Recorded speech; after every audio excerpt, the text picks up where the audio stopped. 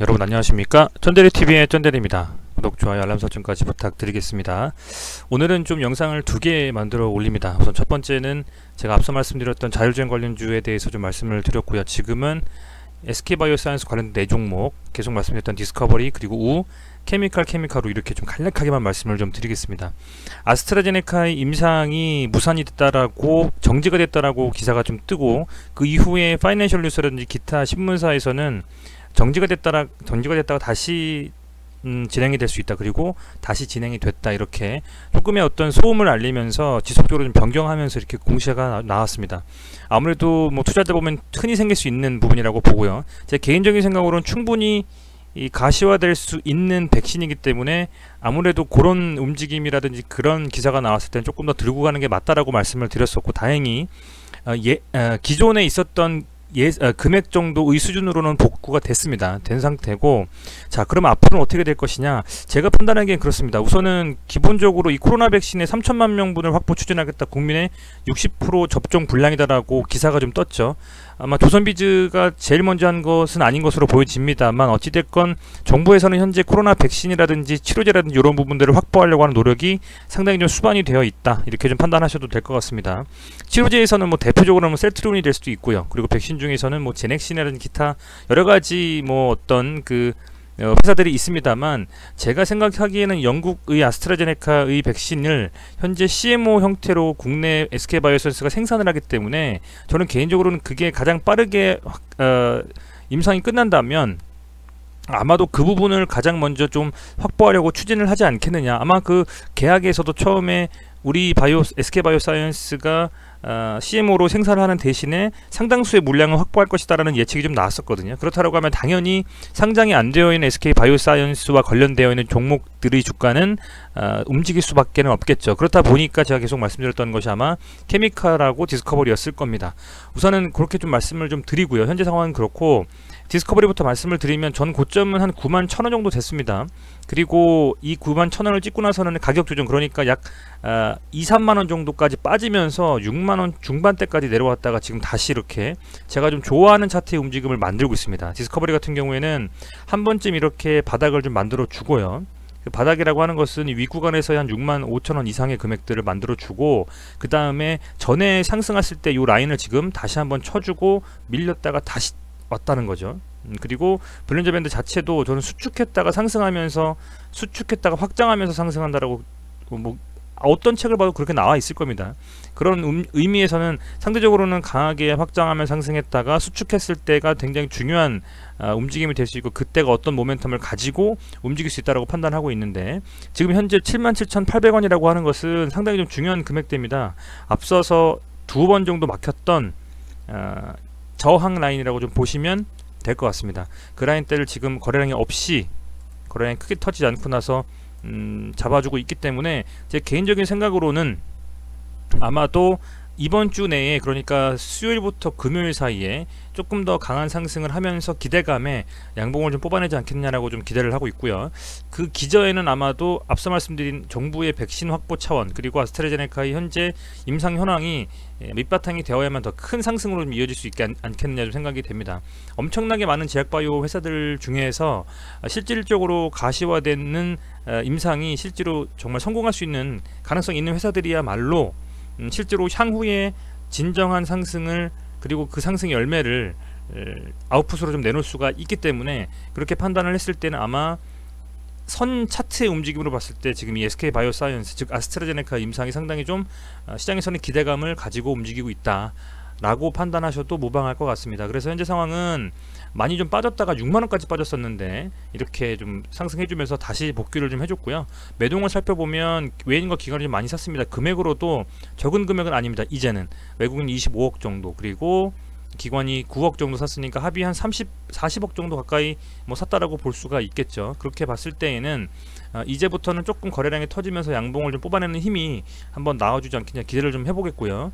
아울러서 디스커버리 우 같은 경우에도 아마 뭐 비슷한 상승의 모멘텀을 가지고 움직이고 있기 때문에 큰 별반 차이는 없겠습니다만, 오늘 같은 경우에는 케미칼과 디스커버리, 그러니까 본주들이 더 강하게 가는 움직임을 가지고 가고, 우종목은 좀 약했다고 보여질 수 있는 움직임이었습니다. 해서 오늘 66,000원 정도 라인까지 돌파했을 거라고 좀 기다렸는데 그렇게 못 갔거든요. 그래서 얘도 이 브론즈 밴드의 중앙선이자 22평선을 돌파해 주는지 한번 살펴보실 필요가 있을 것 같고요.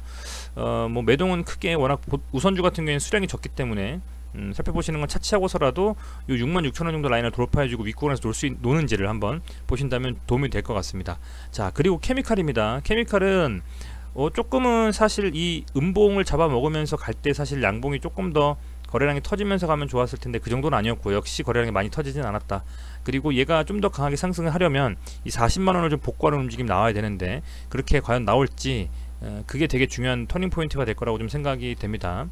워낙 뭐 무거운 주식이기 때문에 금액도 당연히 클 수밖에 없겠죠. 외인 116억에 기관 132억이니까 합이 거진 250억 정도가 되는데, 다만 외인과 기관이, 그리고 개인이 순매도에 외인과 기관이 순매수를 해준 게 디스커버리 케미칼, 양 본주 모두 외인과 기관이 순매수를 해줬다라는 것에 조금 더 집중할 필요는 있겠다라고 제 생각이 됩니다. 왜냐하면 최근에는 양주체가 전부 다 샀던 경우가 꽤 오래됐거든요. 그런데 이번에 이 수급이 외인과 기관이 들어왔다는 것이 상당히 긍정적이다, 이렇게 좀 판단하고 있고요.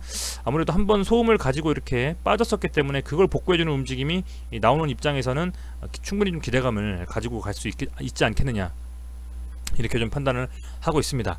자, 그리고 케미칼 우입니다. 케미칼 우 같은 경우에는 제가 말씀드렸던 라인은 20만원 정도입니다. 현재 20만원 정도 라인을 돌파해 줄 수 있을지에 대한 좀 어쨌든 살펴보실 필요가 있을 것 같고요.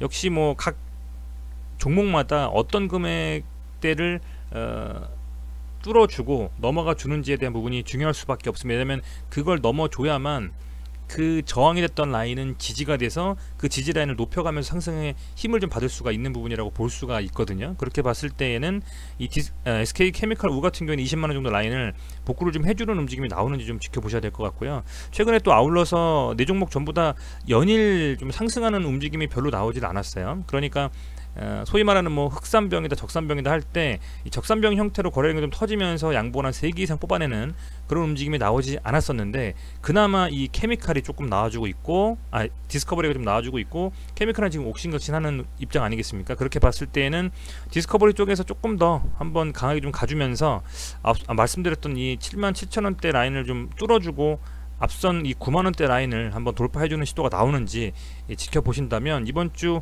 그러니까 수요일하고 목요일 시장 되게 재밌게 좀 보실 수 있지 않나 싶습니다. 지난주 지지난주에는 이 코로나 백신과 치료제에 대한 주식들보다는 뭐 정부 차원에서 지금 운영하고 있는 뉴딜 펀드 관련된 종목들과, 그리고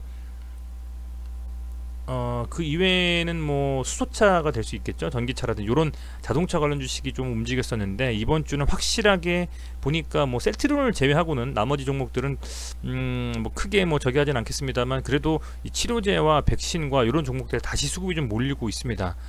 그런 어떤 중심에서 이 아스트라제네카와 정말 그나마 직접적인 관련이 있는 국내 주식인 SK 바이오사이언스와 연관된 네 종목은 필히 좀 관심 종목에 넣으시고 보신다면 충분히 좀 좋은 움직임이 좀 나와줄 수 있는 뭐 그런 기대감을 가지고 갈 수 있지 않겠느냐, 저는 그렇게 좀 개인적으로 좀 판단은 하고 있습니다.